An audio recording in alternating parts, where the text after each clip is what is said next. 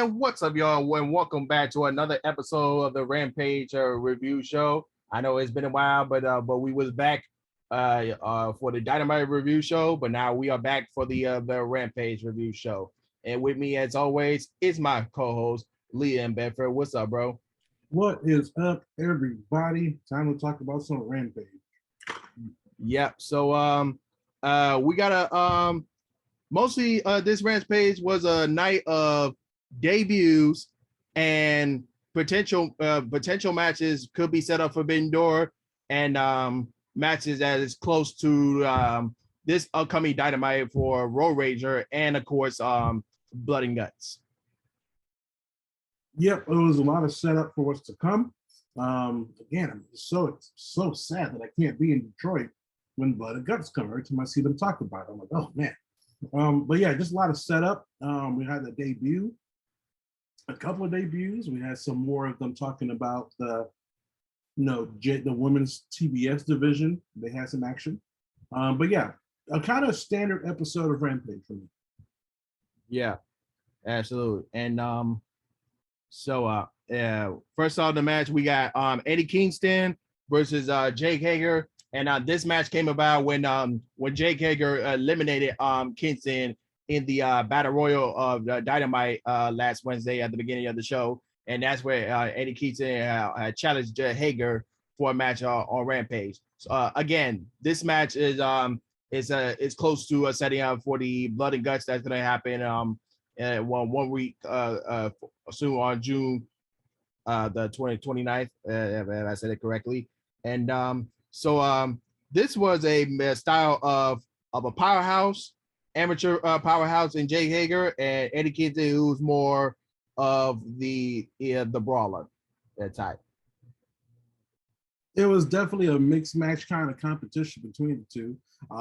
Jake Hager just looks like $1,000,000. He looks like he's just physically, dominant over Eddie Kingston, who looks just like, a 38-year-old brawler type guy. But the mixed match of the styles worked out really well because you can see where Jake was being more technical and Eddie was being more driven off passion. I didn't think at first they didn't click to me, but by the middle and end of the match, they kind of had a little bit better chemistry. Yeah, it wasn't your usual fast-paced Rampage or opener, but it was okay match. So in the final moments of the match, Hager worked over Kingston with punches in the corner, but Kingston countered with a powerbomb out of the corner. Kingston hit a pair of spinning back fists and got the pinfall victory there. So Kingston got the one-up victory going into Blood and Guts, but now this coming Dynamite on Road Rager between Jericho and Ortiz, somebody's getting a haircut. Oh yeah, I think it's gonna be Jericho, to be honest. But just to go back to the Hager and Kingston match, this is a big win for Eddie because like I said, Hager just looks like $1,000,000. He's an MMA guy. We know how dominant he can be. So big win for Eddie, make him look powerful.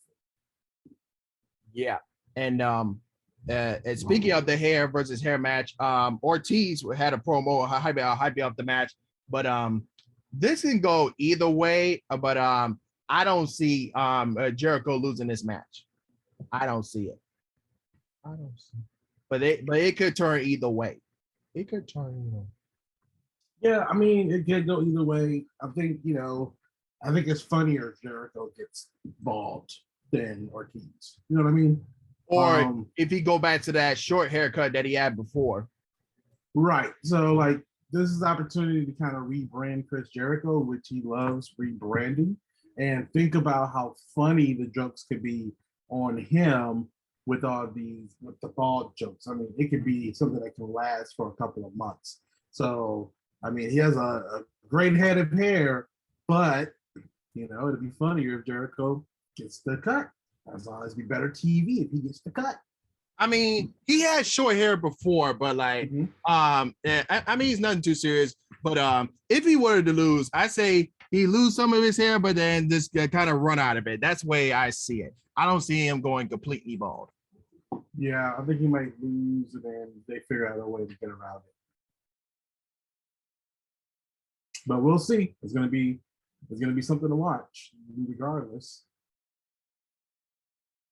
Oh, we had a not only we had a Ortiz promo, but we had a promo backstage with Britt Baker, Rebel, and JB Hager backstage. So Britt talked about when the Tony Storm put her hands on the AEW championship on Dynamite last Wednesday. Baker didn't appreciate Storm trying to cut the line to a title shot. The role of the women's title goes through Baker, according to Baker at least. I now with that promo, I'm sensing a three-way match between Baker, Storm, and Rosa. But my problem is, like, I got nothing against a big breaker. She has worked her way up ever since she became champion. She worked her way up and held that title the best possible way she can. But the only thing my problem is, I feel like she is slowly becoming the Charlotte Flair of AEW. But every division needs that top lady, and Britt is the top lady. She's the draw. She's the one that when something's going on, people like to pay more attention to. So until there's someone with that kind of draw, then why not? It's better for the women's division in the long run to have her a part of things. If WWE can do it for the last 25 years, then there's a lot of ex WWE guys working there. You're going to see some of the same things kind of pop up eventually. But Britt Baker has earned her spot as that lady. It's a lot of new women in the division. They all come with a name, but they don't have the kind of draw power yet as Britt Baker because she's an AEW original and she's a cheerleader for the brand. She's out promoting the brand a lot. Her story is interesting. Producers from other shows is going to find that interesting that she's a dentist and a wrestler. So until one of these other girls come and say, I'm a baker and also a wrestler and I have an own cupcake shop, then that's it. She has a more interesting story. So at the end of the day, it's good for the brand because people are paying attention to it. So if she's a draw, leave her in until somebody else can match. Yeah, I agree with some of the points you say, but Britt Baker is becoming the the golden girl of AEW to be exact. Now, should she? I know that I talked to before with Leland all the time that like, was she the right person to win the Owen Hart Women's Cup? I don't know. It should have went to Ruby Soho, but hey, it is what it is. So I feel like I would say let her have the first ever win, and then like maybe on next year when they do the Owen Hart Cup again, and for next year's Double or Nothing, maybe someone else will take it. I kind of get that part there, but as far as going back to the three-way situation, I feel like she's not gonna win the title anytime soon because she already had a historic reign. If she's gonna win another title, I would say win the TBS title to be a source. I don't know what's gonna happen, but like I said, I'm sensing a three-way match, maybe at Battle of the Belts 3 to coming up soon. I don't know, but we'll see. Yep. Like I said, until someone can match that energy and bring in what she brings in, leave it be. Athena comes with a name, but she's going to take time to build a relationship with the audience. Jade has the TBS. Those are the two top draws for women AEW right now. Thunder Rosa, I think, with Hangman, Adam Page, and Thunder Rosa, I just think that they're those wrestlers that we like to see chase the belt, but when they get the belt, it's different. You know what I'm saying? We love to cheer them on the chase. But when they get the belt, it's like, okay, who else? Who else is in that chase? Like you are that chase. You know what I mean? So, and I think it is a couple of champions like that. In all companies. Definitely, WWE has a couple of those. But I think that's what it is. With Thunder Rosa, she just was kind of more exciting when I wanted her to get the belt. But when she got the belt, I was ready to see who was chasing her belt. You know what I mean? So, and I think that's why heel champions are better than babyface champions. Because at least with a heel champion, you just always want somebody to go knock him out or beat his butt. With a babyface champion, you either want to protect him, you like or protect her, and like you don't want the bad to happen to that person, or you want to see that person go through more challenges even as a champion.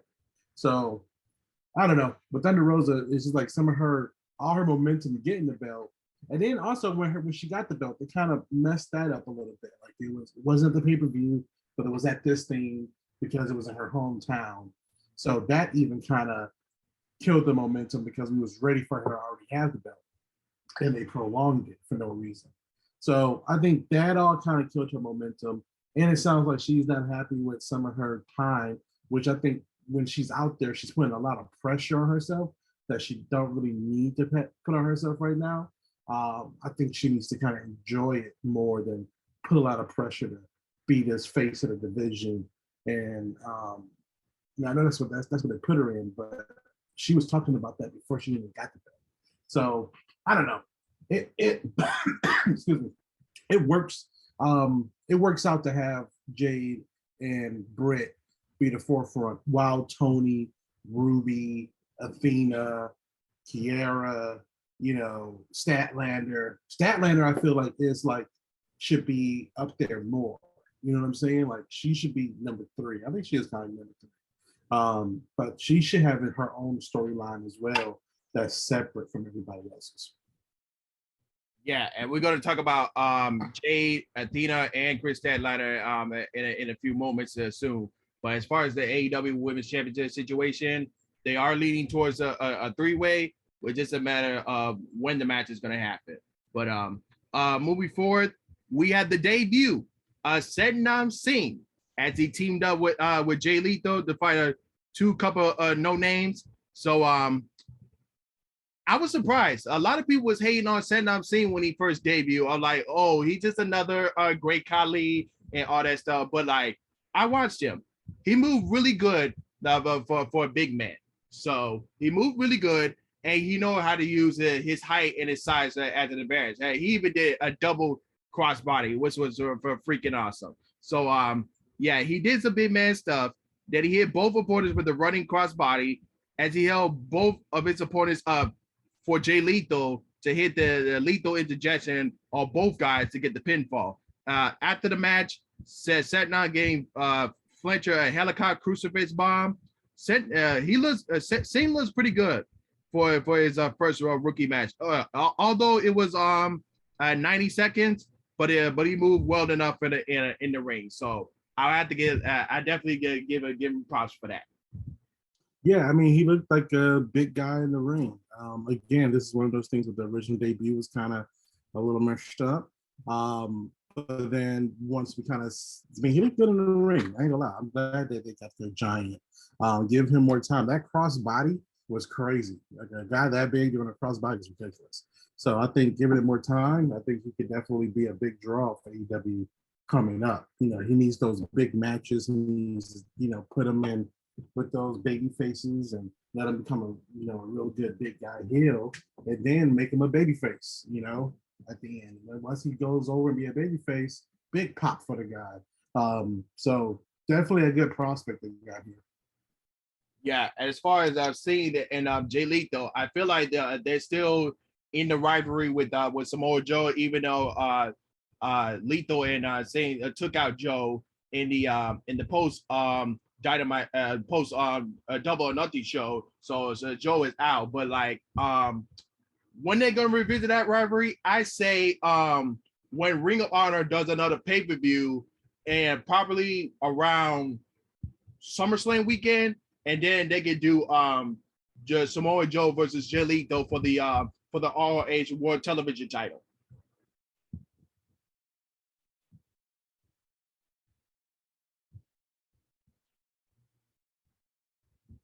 Yeah, so that's why they lean towards 2 as far as that, because the last Ring of Honor pay-per-view they did, it was during WrestleMania weekend. So I feel like when they do another ROH pay-per-view, it's probably going to be around the SummerSlam weekend.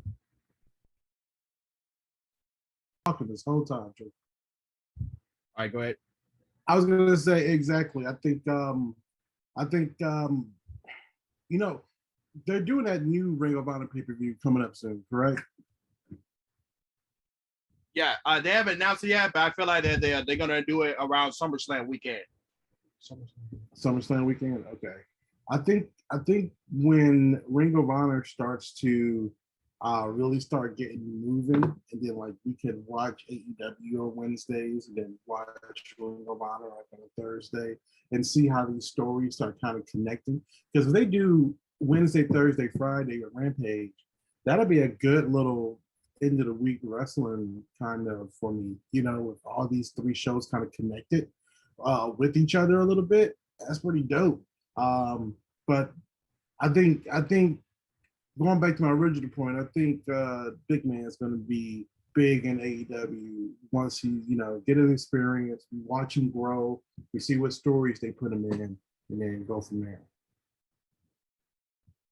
Yeah, I'm definitely looking forward to see where all that goes. But let's see that interview Hookhausen. Danhausen did most of the talking. They bring out their new cars for with their winnings from the pay-per-view. Danhausen looked like he stole one of the Doom buggy from someone, and then like Hookhausen had a better one. His looked like his own custom made. But what do you see the future of Hookhausen? What do you see the future? Rock and Sock connection, brother. Hey, huge. Gonna be huge. Everyone loves a good odd pairing tag team, and this is a good odd pair. One guy who talks too much, and one guy who doesn't talk at all. One guy who's cool, another guy is painted up like a demon guy, whatever he is. So yeah, it's just an oddball team. I think they're gonna make a lot of money and have some good matches. And when they get a chance to get like a real rivalry, and we can invest more time into these guys, I think it's only gonna. I think they're Jay and Hookhausen is my two reasons for watching Rampage. So we need more people like that. Yeah, and speaking of Jay and Adita and Chris Stanley, we was talking about. So Chris Stanley went one-on-one with our former friend Red Velvet. So yeah, again, as I talked about before, I said either Athena or Chris Stanley will be the one to break Jay's streak. But we'll see who gets that opportunity first. But after the break, Statlander hit a backbreaker and shoulder Velvet into the corner. Blue Thunder Bomb from Statlander got a near fall. Velvet countered into the electric chair with a victory roll for the near fall. Statlander hit a German suplex out of a O'Connor roll and a Fishman driver for the near fall. Velvet cast Statlander with a knee to the back of the head and a cutter off of the middle rope. Velvet then hit a hook kick for the near fall. Statlander hit the Saturday Night Fever, formerly known as the Big Bang Theory, and got the win. After the match, Kiera Hogan jumped Statlander in the ring, and Cargill got Statlander with a pump kick. Anna Jay ran in and got the sleep on Hogan, but Cargill dumped her from the ring. Athena tried to run in, but the Fishers held them back from getting in the ring. So I feel that we might get Athena versus Jade at Battle of the Belts 3.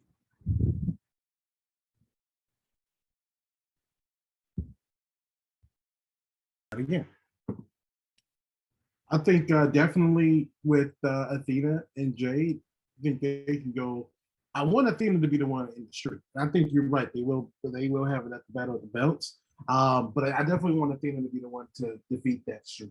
I think it's time for it to go, and then also give somebody a chance at that belt. Also, two black champions. You know what I'm saying?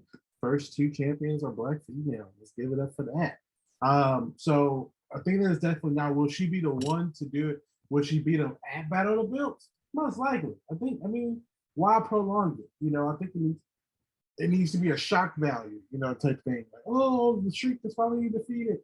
And then that's gonna make Jade so mad afterward that she got that one, and then she might get a two. And then they may say, oh, now she's on a losing streak. Wouldn't that suck for Jade? That'd be a good story arc there. But yeah, I think you're right. I thought it would have built Athena and Jade for sure. Yeah, because I feel like they don't want no physicality between the two, but I think they try to save it for Battle of the Belts. I find because they try to hype it up. As soon as I get that announcement, it'll be more hype for these two. But I feel like that's the way that they're going to. But we'll see how it goes. And we got a promo backstage. We got a promo from Miro and Ethan Page for Dynamite on Wednesday, and then let's see the interview Ethan Page, who get a great pretty good promo in response to when Miro is the Redeemer and he prays to his gods, and Ethan Page says he don't pray for no one, he prayed for himself. So that was a good promo there. But I will have to say, Ethan, you might have to pray to God because once you face the Redeemer, you might have to back up your words. Back up your words. Yeah, I hate to see that Ethan's about to take another L, considering that group, Man of the Year, have a pretty good thing going on right now with Scorpio Sky and the championship, and Paige just won her debut. But Ethan, it could be some screwball stuff going on where there is more on Ethan's side than Miro's side, who's running solo. So, there could be some screwball stuff happening here. Scorpio Sky could grab a leg while Miro's running to the ropes, and Ethan Page takes advantage of that little slip up and beats him. It's a shocker. So it's always, anytime there's numbers, there's always a chance that person might win. But we'll see this coming Wednesday. But we have a main event promo. Mark Henry asks Will Ospreay why he's in AEW. Ospreay says he is here to separate the sheep from the goats. Trent said he never liked Ospreay when he met him 6 years ago. And FTR are two angry dudes and the real best tag team in the world. They are not here to play wrestlers. So, and then Mark Henry said the line, it's time for the main event. But first, we had a lineup for this coming Wednesday, which is a Road Rager special, where Chris Jericho versus Ortiz, hair versus hair, Warlow versus 20 security guards in a handicap elimination match, Miro versus Ethan Page in a qualifying match for the All Atlantic Championship to qualify in the Fatal 4-Way at Forbidden Door for the All Atlantic Championship. And then we got the Bucks versus the Hardys versus Jurassic Express in a triple threat ladder match for the World Tag Team titles. Yep, I think with this, I think what we got coming up, leading up to Blood and Guts, is pretty exciting. So we got a lot of big things happening in AEW right now, and I think we got, what's cool? We got like a couple of storylines of groups that's like just arching on their own. Like we got the JAS and the Blackpool, but also with Ortiz and Santana and Kingston. And now we got the Young Bucks versus Hardys versus them. So we got like a lot of different crossovers in our competition that's on the roster right now, where two groups aren't really together, but they're fighting these guys. You know what I mean? And once this rivalry is done, they're going to go their separate ways, or they might fight each other. So it's pretty cool what's happening right now. Yeah, and before we dive into the match, let me explain what I feel like it might happen at Forbidden Door. Now, FTR might face Kyle Fletcher and Mark Davis at Forbidden Door. Now, as far as Trip Beretta and Will Ospreay goes, like I mentioned before, they might factor into the vacant IWPG United States Heavyweight Championship at Forbidden Door. So that's why this trio match here has a lot of potential matches going into Forbidden Door. Yeah, definitely. I honestly, when I was watching Will Ospreay come out, I was like, man, that is the thing I liked about AEW is that it really feels like there's wrestling promotion that allows people to wrestle, big names to wrestle in it. Well, it doesn't feel like it is. Big names to wrestle from other promotions, and they don't have to sign an AEW contract to do it. They still allow wrestlers to be freelancers, which they are. They're third party, the third party contractors, kind of, they're subs, they're performers. So they're your athletes. So it's like you don't have to be signed to this place just to wrestle at that place. Like, and WWE, they done that with Mick James and one-offs here and there, but they don't do it like AEW does it, where we can get Okada and all these other big names. And they did have the biggest names from Impact. And if there was other, they did have the biggest name from GWC in there. Like, and they're giving these guys a chance to be on a national level. So that's the cool thing about AEW, is that we get to see guys like Will Ospreay come in, do what he does best, connect with a brand new audience, and give us what we've been wanting to see for quite some time. Yeah, absolutely. And this trio match was good, back and forth. So like in the final moment, Wheeler caught Ospreay with a atomic drop. Austin Open hit a assist cutter on Wheeler, and Ospreay followed up with a 450 splash for the near fall. Ospreay hit the Us cutter for another near fall. Wheeler hit a Hurricanrana on Fletcher and got the tag to Beretta. Beretta hit a backdrop suplex and a lariat of Fletcher. Beretta went for a tornado DDT on Ospreay, but he shook it off. Then took out both members of FTR with a slingshot planta. Back in the ring, Beretta hit Storm Zero on Fletcher and got a surprise pinfall there.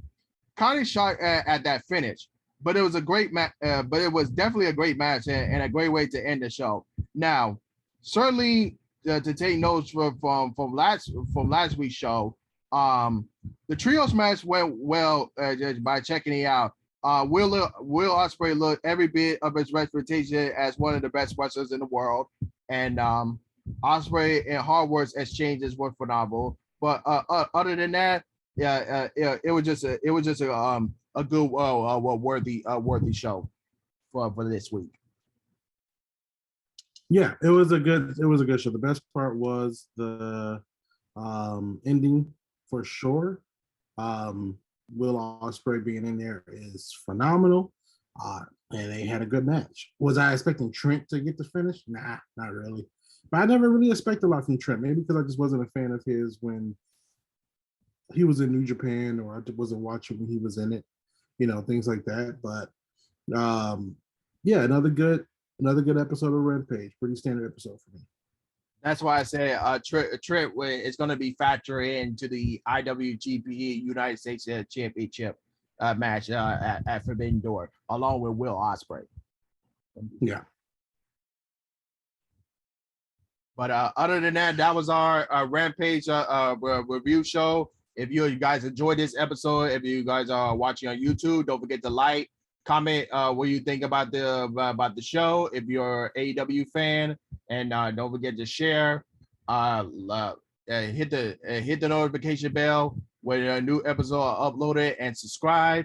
And of course, if you're listening on Anchor, Spotify, Google Podcasts, and Apple Podcasts, don't forget to follow and also leave your thoughts as well. But other than that, I am Trico. He is Leland, and we are out. Peace.